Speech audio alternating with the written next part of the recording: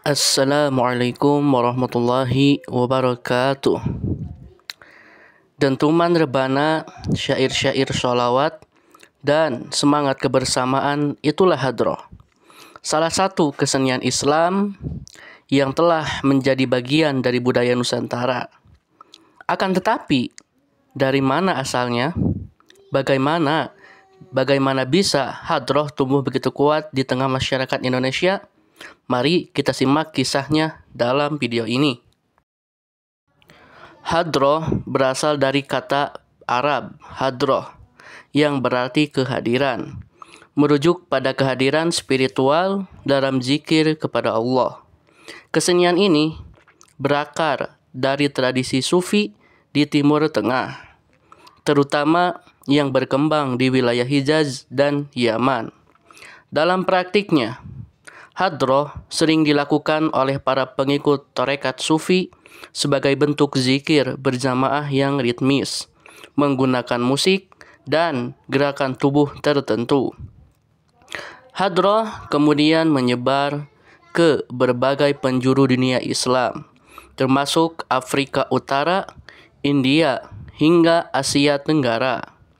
Nah, melalui jalur perdagangan dan dakwah, kesenian ini sampai ke tanah Jawa sekitar abad ke-13 dibawa oleh para ulama sufi dan wali songo. Selanjutnya, lalu bagaimana perkembangan hadroh di Nusantara? Mari kita simak bersama-sama. Di Indonesia, hadroh tidak hanya menjadi bagian dari kegiatan keagamaan, tapi juga berbaur dengan budaya lokal.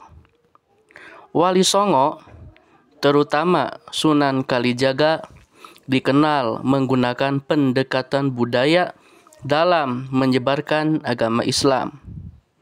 Hadroh digunakan sebagai media dakwah yang menyentuh hati masyarakat.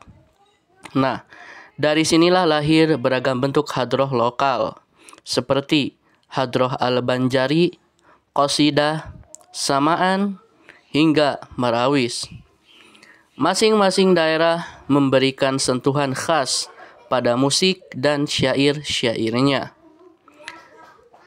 Di pesantren-pesantren, hadroh menjadi bagian penting dalam kehidupan santri.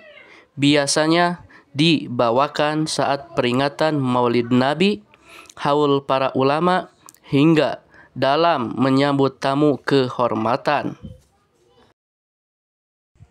Nah, alat utama dalam hadroh adalah rebana, yang terdiri dari beberapa jenis seperti rebana besar atau bas, rebana kecil atau tingkilan, dan kadang ditambah alat musik lainnya.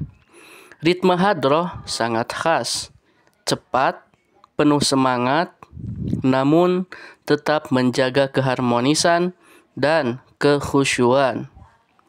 Nah, lirik-lirik dalam hadroh biasanya berupa sholawat, pujian kepada Nabi Muhammad SAW, dan doa-doa. Banyak diambil dari kitab-kitab klasik seperti Simtud Duror dan Diwan Al-Habib Ali Al-Haddad. Bahkan ada yang memakai Al-Barjanji. Hadroh bukan sekedar hiburan atau tradisi, tapi juga memiliki makna spiritual yang dalam.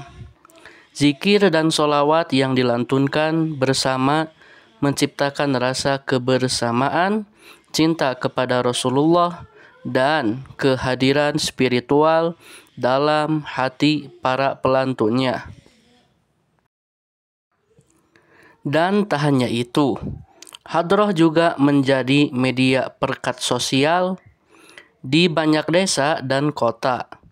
Grup hadroh menjadi ruang interaksi antar generasi dan lapisan masyarakat. Bahkan, hadroh sering digunakan dalam dakwah di daerah pedalaman karena pendekatannya yang sangat hangat dan menyentuh. Nah, Di era modern, hadroh menghadapi tantangan, yang mana generasi muda yang lebih akrab dengan budaya pop, serta menurunnya minat terhadap kesenian tradisional. Namun, ini bukan akhir cerita. Banyak komunitas hadroh kini berinovasi, memadukan gaya lama dan baru, menggunakan platform digital, membuat konten YouTube, bahkan kolaborasi dengan musik kontemporer. Festival-festival hadroh pun mulai digalakan sebagai bagian dari pelestarian budaya dan dakwah kreatif. Nah, kesimpulannya, hadroh adalah warisan spiritual yang telah menyatu dalam denyut kehidupan umat Islam di Nusantara. Dari masjid, pesantren, hingga media sosial, ia terus hidup, menyebarkan kedamaian dan cinta Rasulullah Shallallahu Alaihi Wasallam. Mari kita lestarikan hadroh bukan hanya sebagai tradisi, tapi sebagai jalan untuk mendekatkan diri kepada Allah dan menebar kebaikan di tengah masyarakat. Nah, jika kalian suka dengan video ini, jangan lupa like, share, dan subscribe untuk konten-konten Islami dan budaya lainnya. Wassalamualaikum warahmatullahi wabarakatuh.